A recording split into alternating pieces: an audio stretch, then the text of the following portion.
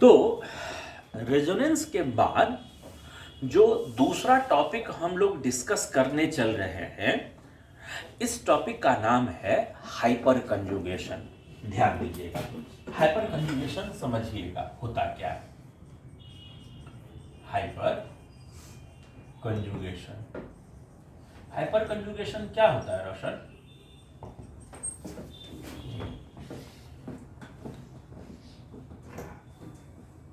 इसमें active hydrogen produce. सुना बेटा, ये हाइपर कंजुगेशन क्या है?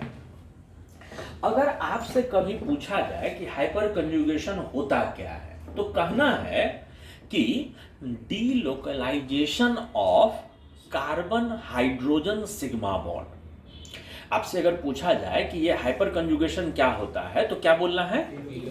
Delocalisation of carbon hydrogen sigma bond. ठीक है। अरे बेटा, माने बोलने के लिए या लिखने के लिए ये डेफिनेशन, लेकिन ये डेफिनेशन अगर किसी को बोल दो कि भाई हाइपर कंजुगेशन है delocalisation of carbon hydrogen sigma bond, तो हाइपर कंजुगेशन उतने अच्छे से दिमाग में नहीं बैठता कि आखिर पता नहीं क्या बोल रहे हैं सर। लेकिन अब इसको उस भाषा में हम बोल रहे हैं जो भाषा आपके लिए सुगम्य हो, जो भाषा आपको आसानी से समझ में आ सके। असल में हाइपर कंजुगेशन का फिनोमेना खोजा गया था दो साइंटिस्ट, एक का नाम बेकर और एक का नाम नाथन, और उन्हीं लोगों के नाम पर हाइपर कंजुगेशन का एक नाम बेकर नाथन इफेक्ट भी बोलते हैं। हाइपर कंजुगेशन का एक नाम बोला जाता है क्या चीज? बेकर नाथन इफेक्ट भी बोला जाता है। बेकर और नाथन साहब ने देखा क्या कि अगर किसी डबल बॉन्डेड कार्बन के बगल में, अगर कहीं पर किसी डबल बॉन्डेड कार्बन के बगल में ये डबल बॉन्डेड कार्बन के बगल में कोई कार्बन के साथ हाइड्रोजन वाला एटम हो, कार्बन के साथ हाइड्रोजन हो, तो फिर ऐसे मॉलिक्यूल में जो लास्ट वाला ये कार्बन है, इसके अगल बगल इलेक्ट्रॉन डेंसिटी एक्सेप्शनली हाई पाया गया।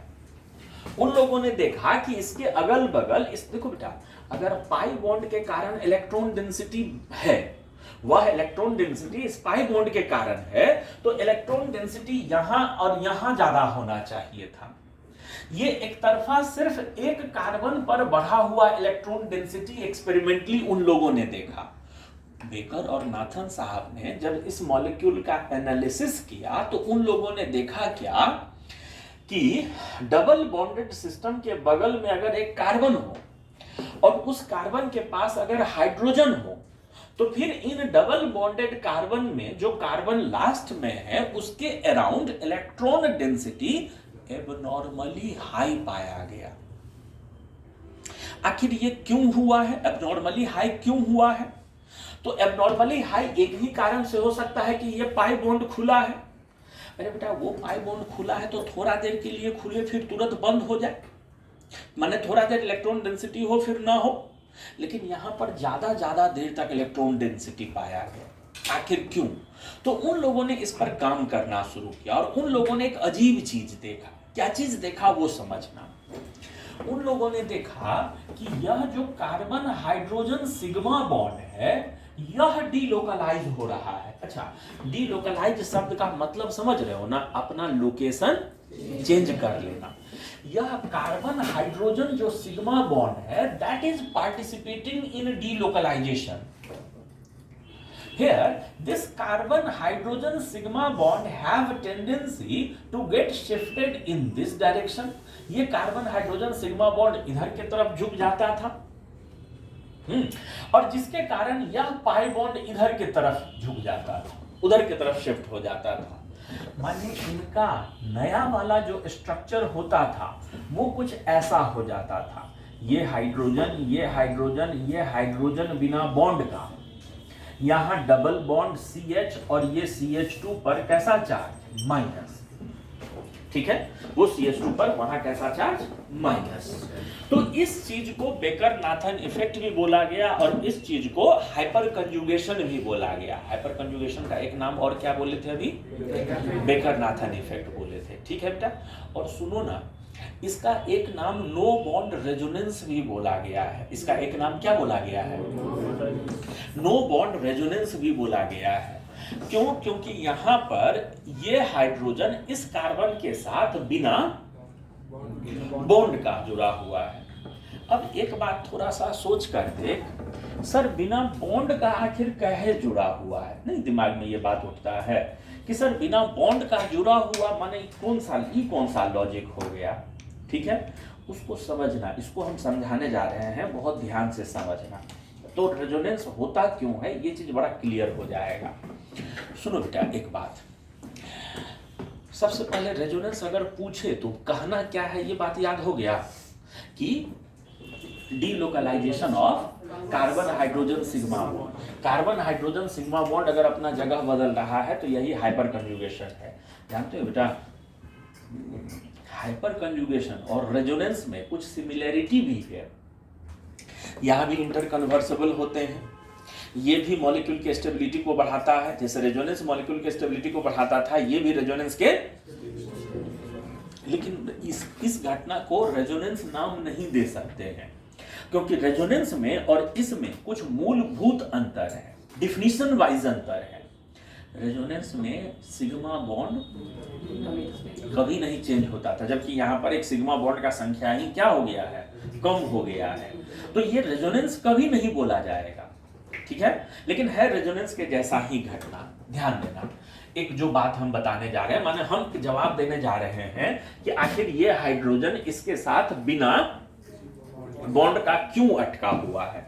सुनो बेटा, ध्यान दे, जैसे मान लो इसमें ये कार्बन है, कार्बन का ये वाला ऑर्बिटल है जिसके साथ हाइड्रोजन का ओवरलैपिंग है, समझ गए?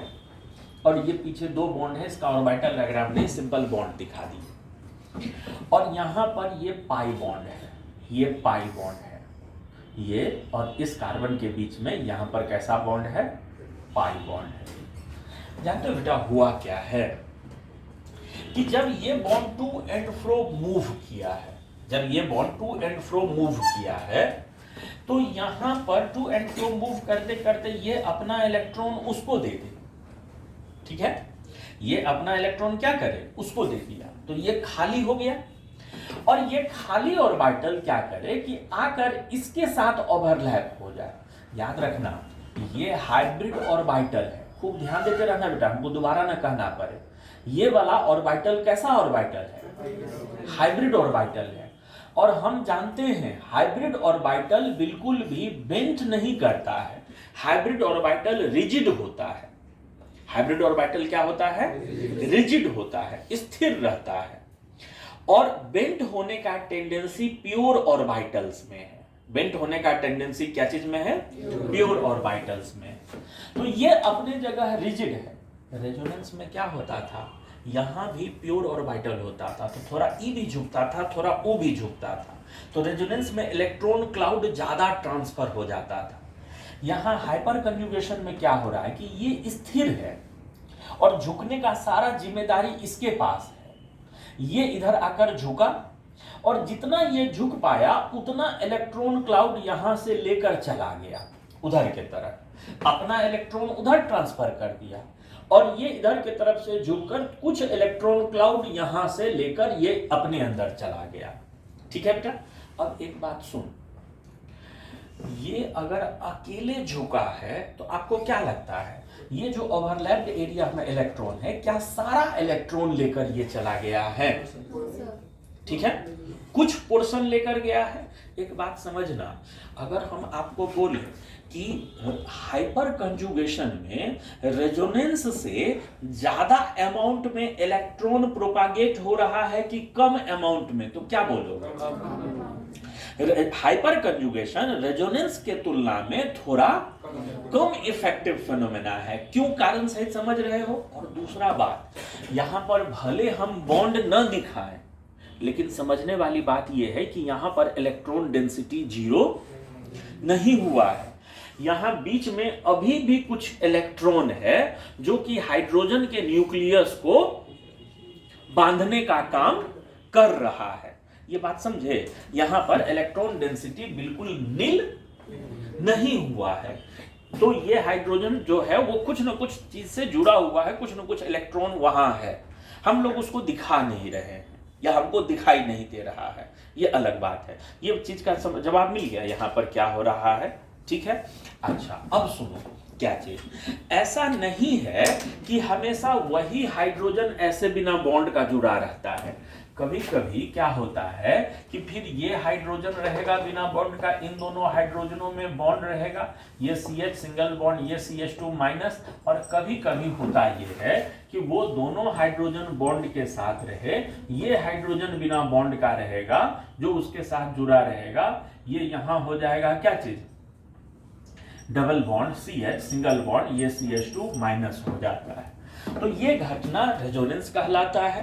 रेजोनेंस में भी इलेक्ट्रॉन का ये हाइपर कंजुगेशन कहलाता है। हाइपर कंजुगेशन में भी इलेक्ट्रॉन का डिस्ट्रीब्यूशन होता है। हाइपर कंजुगेशन भी मॉलिक्यूल के स्टेबिलिटी को बढ़ाता है, और जितना ज़्यादा हाइपर कंजुगेटिव स्ट्रक्चर होगा मॉलिक्यूल का स्टेबिलिटी भी उतना ज़्यादा बढ़ते जाएगा। जानते हो बेटा, हाइपर कंजुगेशन मात्र 3 जगह पर होता है। हाइपर कंजुगेशन मात्र 3 कंडीशनों में होता है। हाइपर कंजुगेशन 3 ही जगह होता है।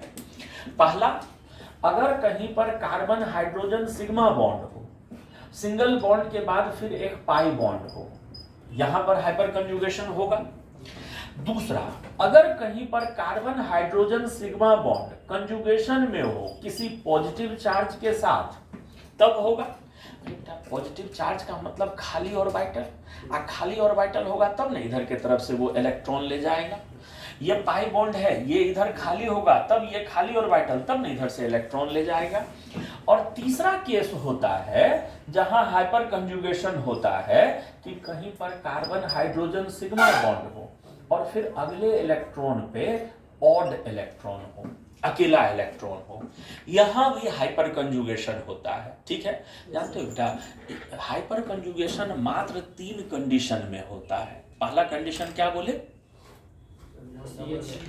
कहीं पर carbon hydrogen single bond sigma bond conjugation में हो किसके साथ, डबल बॉन्ड के साथ। दूसरा, carbon hydrogen sigma bond conjugation में हो क्या चीज के साथ, पॉजिटिव चार्ज के साथ। Carbon hydrogen sigma bond conjugation में हो ऑड इलेक्ट्रॉन, पॉजिटिव चार्ज तो बोल ही दिया, ऑड इलेक्ट्रॉन के साथ। बेटा आपको क्या लगता है इन तीनों में सबसे इफेक्टिव हाइपर कंजुगेशन किसके केस में हुआ करेगा, पॉजिटिव चार्ज वाले में? क्योंकि ये देखो, ये ऑर्बिटल खाली करेगा तब उधर जाएगा। अब अपना इलेक्ट्रॉन उधर दिया तो भी कंप्लीटली नहीं देता है।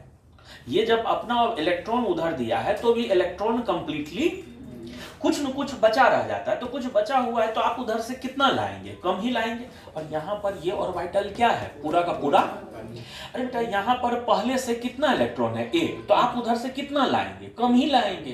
तो इसलिए इसके केस में सबसे कम इफेक्टिव हाइपर कंजुगेशन, फिर इसके केस में और सबसे ज्यादा इफेक्टिव हाइपर कंजुगेशन इसके केस में होता है। इतना बात समझ में आ गया?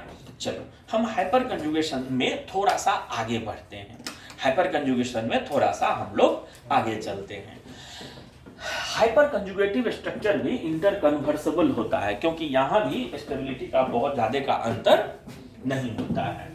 ठीक, हाइपर कंजुगेशन कहां होता है ये याद रह गया पक्का? ये जानते हो, अभी तक जितना इफेक्ट हम लोग पढ़े हैं सबसे ज्यादा क्वेश्चन में इसी का यूज होगा। हाइपर कंजुगेशन का यूज बहुत होता है। सुनो, हाइपर कंजुगेशन में थोड़ा आगे चलते हैं हम लोग।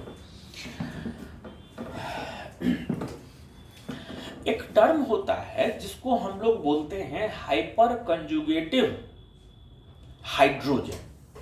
एक टर्म होता है जिसको हम लोग क्या बोलते हैं, हाइपर कंजुगेटिव हाइड्रोजन। सुनना, अगर कहीं पर C double bond C system हो, या कार्बन पर पॉजिटिव वाला सिस्टम हो, या कार्बन पर ऑड इलेक्ट्रॉन वाला सिस्टम हो,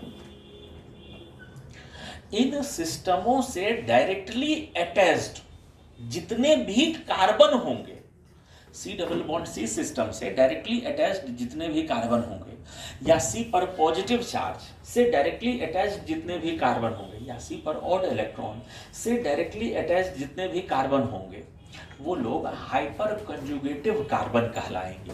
माने इससे लगा हुआ जो डायरेक्टली कार्बन, ये सब हाइपर कंजुगेटिव कार्बन, इनसे लगा हुआ ये कार्बन हाइपर कंजुगेटिव, या इनसे लगा हुआ ये कार्बन हाइपर कंजुगेटिव कार्बन। और इन हाइपर कंजुगेटिव कार्बन पर मौजूद हाइड्रोजन क्या कहलाता है? Hyper conjugative hydrogen. बेटा अगर हम आपसे पूछें कि ऊपर वाले मॉलिक्यूल में हाइपर कंजुगेटिव हाइड्रोजन की संख्या कितनी है तो क्या बोलोगे? हम पूछे इस कार्बोकैटायन में हाइपर कंजुगेटिव हाइड्रोजन की संख्या कितनी है तो क्या बोलोगे? इस फ्री रेडिकल में हाइपर कंजुगेटिव हाइड्रोजन की संख्या कितनी है तो क्या बोलोगे? ठीक है, अब बीच में कोई कुछ मत बोलना, मृदुला तो ही बोल। इस मॉलिक्यूल में हाइपर कंजुगेटिव हाइड्रोजन कितना है तो क्या बोलोगे? जल्दी बोलना, टाइम मत लेना। इस मॉलिक्यूल में, बीच में कोई मत बोलना, इस मॉलिक्यूल में हाइपर कंजुगेटिव हाइड्रोजन कितना है तो क्या बोलोगे?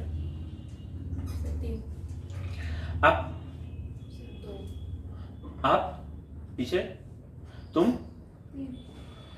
तुम तुम तुम तुम तुम तुम तुम तुम तुम तुम। अरे बेटा जितने भी लोग दो के अलावा जो जवाब दिए हो वो लोग ध्यान से नहीं सुन रहे हो बात। पहला चीज तो ये चीज इतना आसान है कि आपको पहले से पता होना चाहिए था। दूसरा चीज अभी एक बार समझाने के बावजूद भी अगर गलती हो रहा है तो ये सुनिएगा ध्यान से हम क्या बोले थे। अगर कहीं पर C डबल बॉन्ड C हो तो इससे जस्ट इमीडिएटली अटैच्ड जितने कार्बन होंगे सिर्फ वही हाइपर कंजुगेटिव कार्बन है। इस कार्बन के बाद भी अगर कोई कार्बन है तो वो हाइपर कंजुगेटिव कार्बन नहीं है हमारा।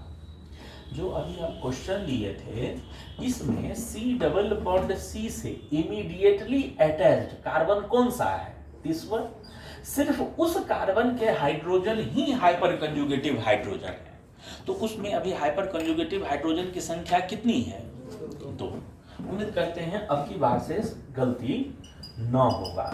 ये CH2 CH double bond CH CH3। अगर इसमें पूछे हाइपर कंजुगेटिव हाइड्रोजन कितना है तो क्या बोलोगे? 5। इसमें हाइपर कंजुगेटिव हाइड्रोजन कितना? 5। 3 यहाँ 2 यहाँ, 3 यहाँ 2 यहाँ, ठीक है।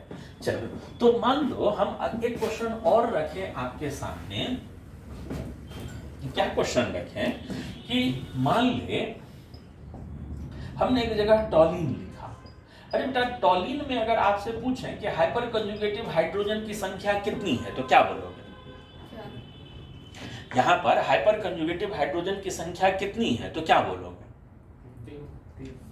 अरे बेटा ये डबल बॉन्डेड सिस्टम और उससे लगा कार्बन, इस कार्बन के हाइड्रोजन, ये ना हाइपर कंजुगेटिव हाइड्रोजन है। तो यहाँ पर हाइपर कंजुगेटिव हाइड्रोजन की संख्या कितनी है? 3। ठीक है, यहाँ पर हाइपर कंजुगेटिव हाइड्रोजन कितना है?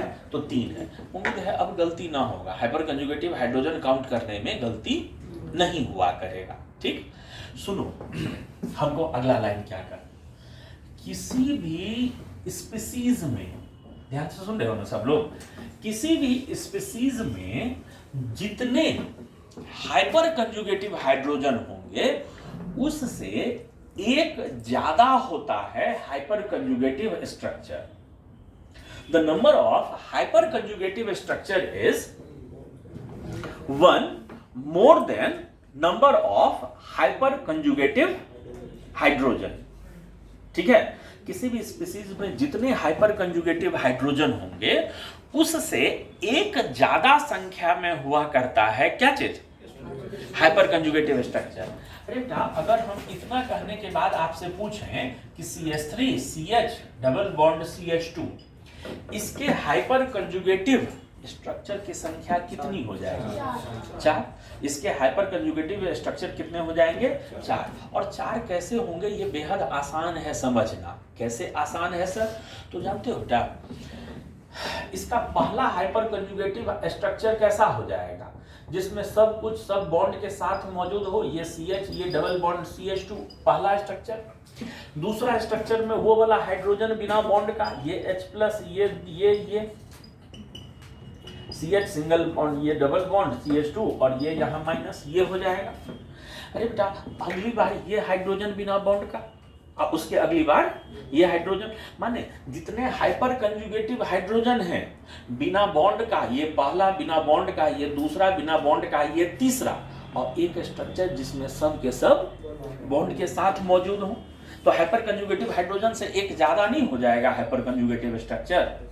अगर हम पूछें, किसी से पूछें कि मान ले ये एक मॉलिक्यूल है और इस मॉलिक्यूल में हाइपर कंजुगेटिव स्ट्रक्चर की संख्या कितनी होगी, इस मॉलिक्यूल में हाइपर कंजुगेटिव स्ट्रक्चर की संख्या कितनी होगी, तो क्या बोलोगे? इसके हाइपर कंजुगेटिव स्ट्रक्चर की संख्या कितनी हो जाती है? 13 हो जाती है। ठीक है, तो ये हाइपर कंजुगेशन क्या होता है और हाइपर कंजुगेशन को अलग अलग नाम से पुकारते हैं, तो क्यों पुकारते हैं, और हाइपर कंजुगेटिव स्ट्रक्चर की संख्या कितनी होगी उसके बारे में बात किए थे।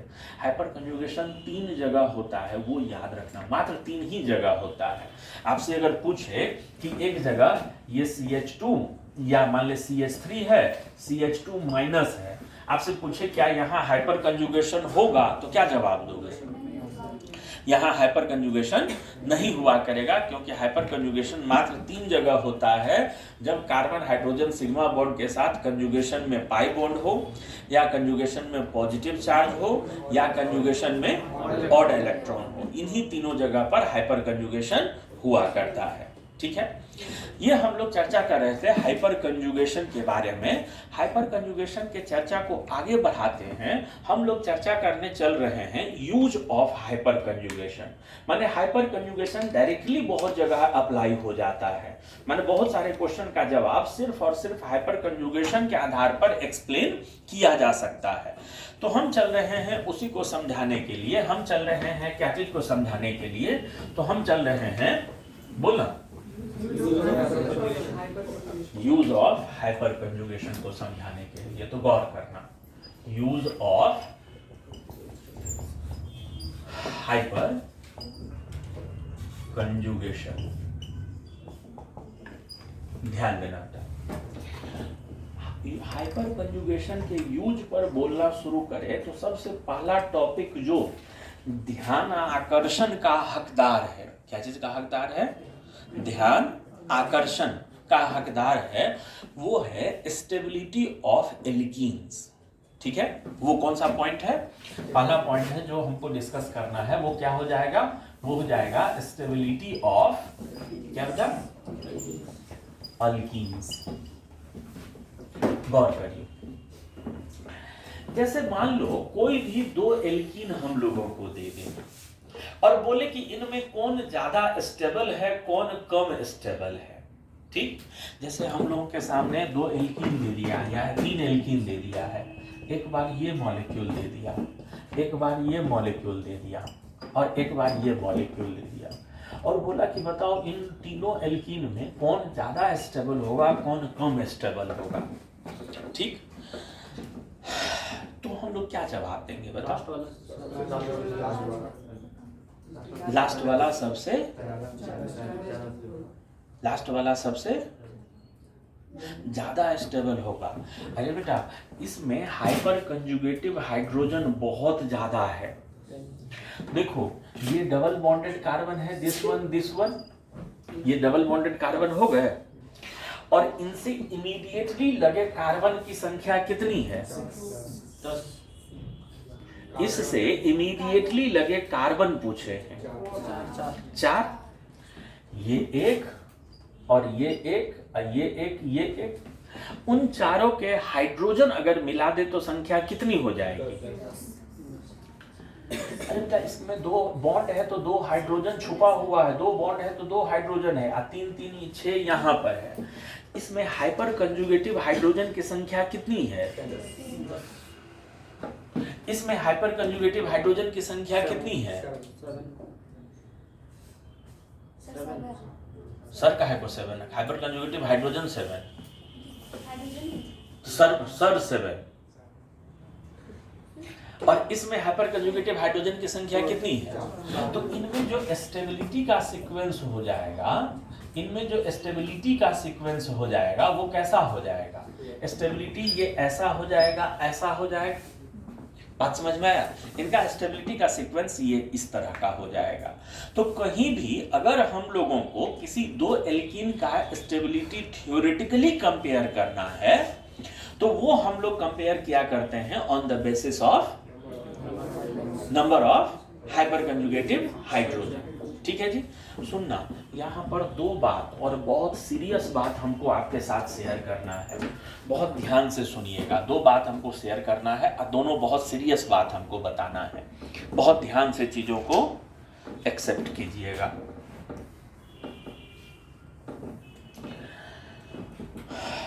अगर थ्योरेटिकली माने कॉपी पर दो मॉलिक्यूल दो एल्कीन का फॉर्मूला लिख दिया और बोला कि बताओ इनमें कौन ज्यादा स्टेबल है कौन कम स्टेबल है, आपको थ्योरेटिकली दिमाग में सोच के जवाब देना है। If you have to compare the stability of two alkenes and that is theoretically, then the best tool is use of hyper conjugation. Fine, but when you have to compare the stability of alkenes and that is with the help of experiment, experimentally आपको stability of alkene अगर comparison करना है तो एक tool होता है जिसको हम लोग बोलते हैं heat of hydrogenation। अगर हमको एक्सपेरिमेंट करके तुलना करना हो कि कौन सा अल्कीन ज्यादा स्टेबल है और कौन सा अल्कीन कम स्टेबल है, तो एक अपने पास अस्त्र होता है जिसको हम लोग नाम देते हैं क्या चीज? Heat of hydrogenation. अपने पास एक टूल होता है जिसको हम लोग बोलते हैं हीट ऑफ हाइड्रोजिनेशन। सुनना बेटा,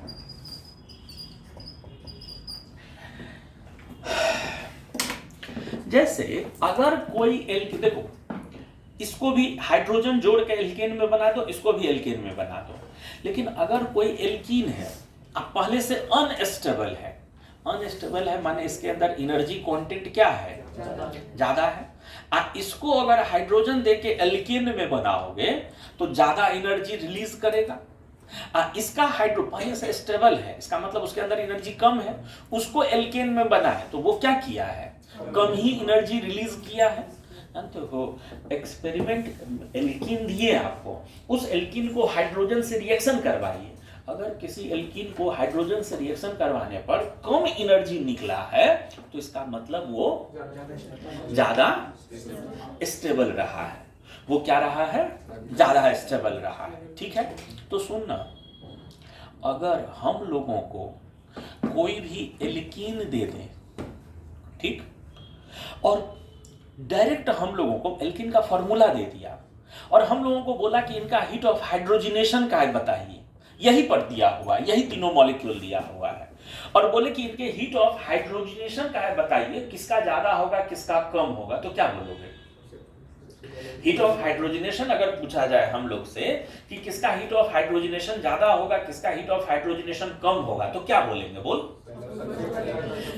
जो ज्यादा स्टेबल होगा उसका हीट ऑफ हाइड्रोजिनेशन, तो इसका हीट ऑफ हाइड्रोजिनेशन कम, उसका हीट ऑफ हाइड्रोजिनेशन ज्यादा।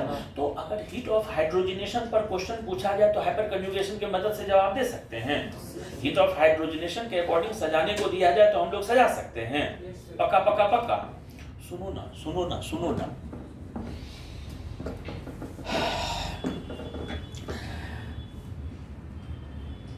अगर कहीं भी, छोड़ो एल्कीन को, कहीं भी किसी भी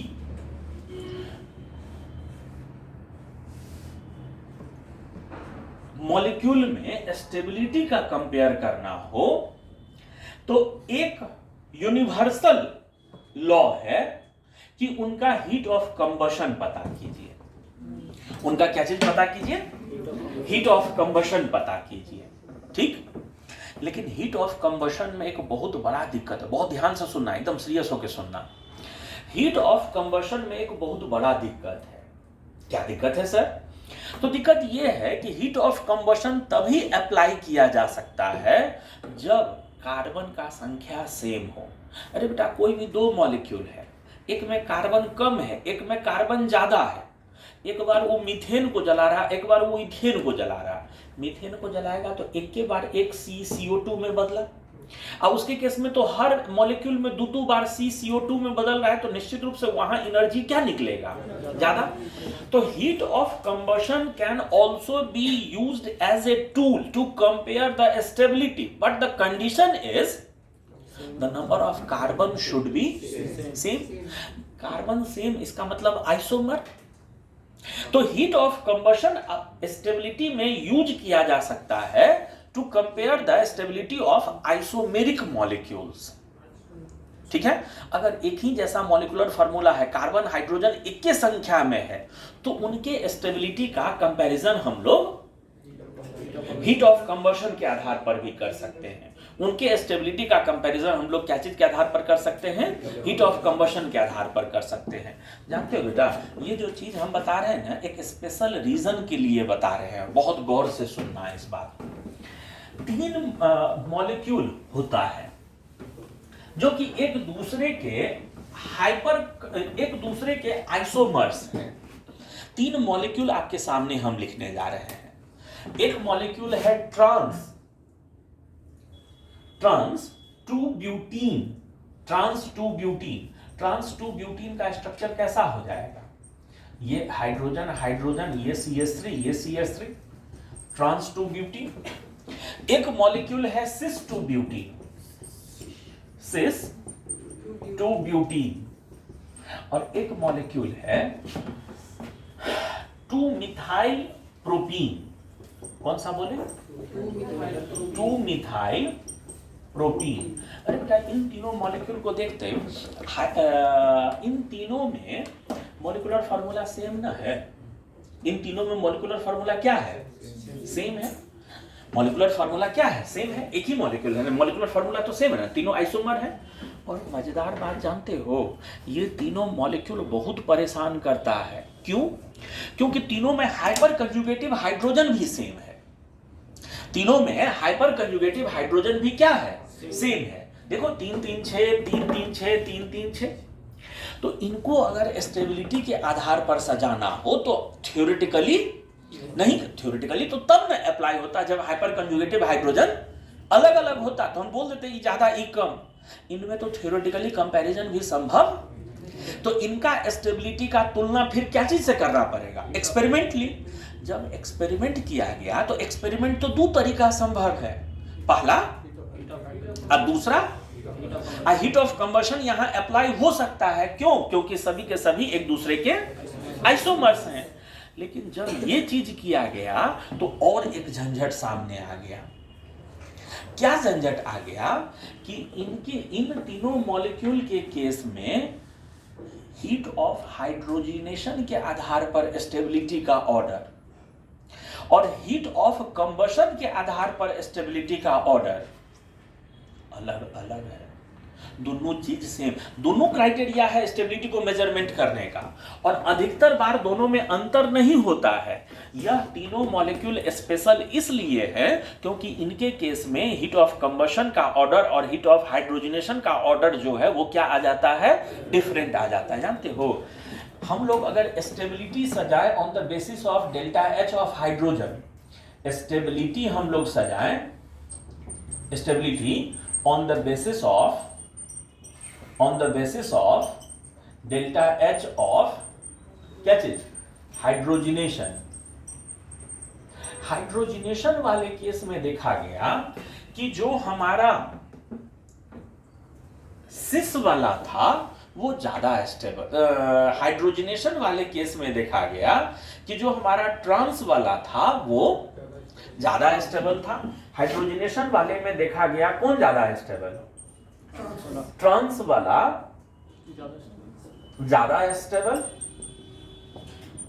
फिर होता था जिसमें दोनों मिथाइल एक ही पर है, और फिर होता था कौन वाला, सिस वाला। फिर होता था कौन वाला, सिस वाला। ये स्टेबिलिटी का ऑर्डर हो जाता था।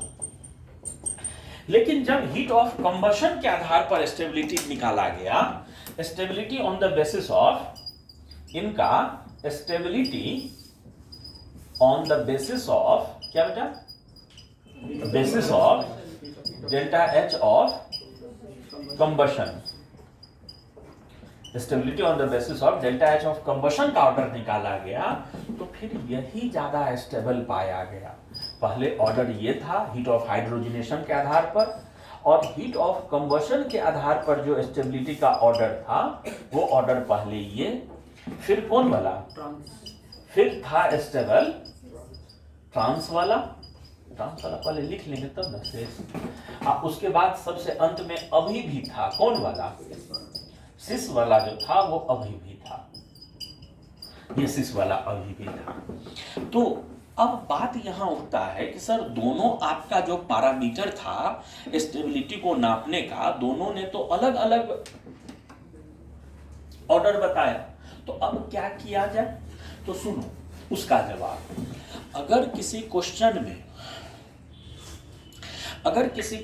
में साफ साफ मेंशन रहे कि stability on the basis of heat of hydrogenation, या कहीं मेंशन किया हुआ हो stability on the basis of heat of combustion, तो फिर जैसा ऑर्डर है वही लिख देना।